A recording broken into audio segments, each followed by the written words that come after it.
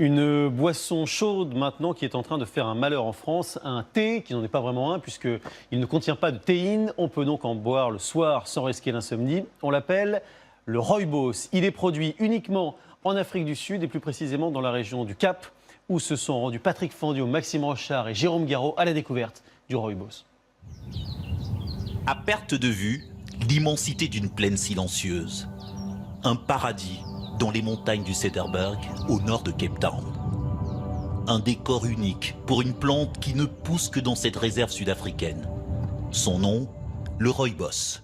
Son surnom, le buisson rouge. Un arbuste à l'origine d'un thé sans théine, ou plutôt d'une infusion couleur rougeâtre. Des feuilles récoltées à la main à l'aide d'une faucille.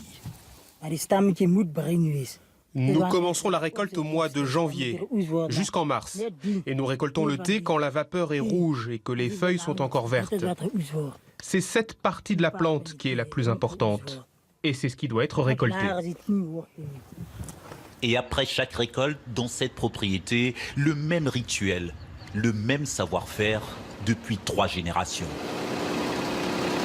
Des feuilles célébrées pour leur vertu thérapeutique, broyées, puis séchées à l'air libre avant le début de la fermentation.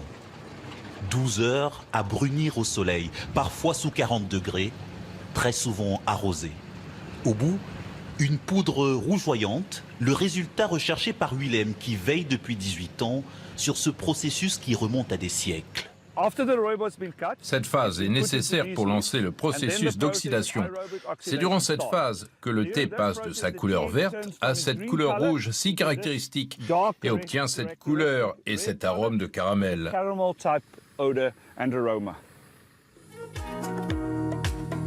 À 200 km de là, entre montagne et mer, la ville du Cap, réputée pour ses promenades, sa culture du sport et du bien-être.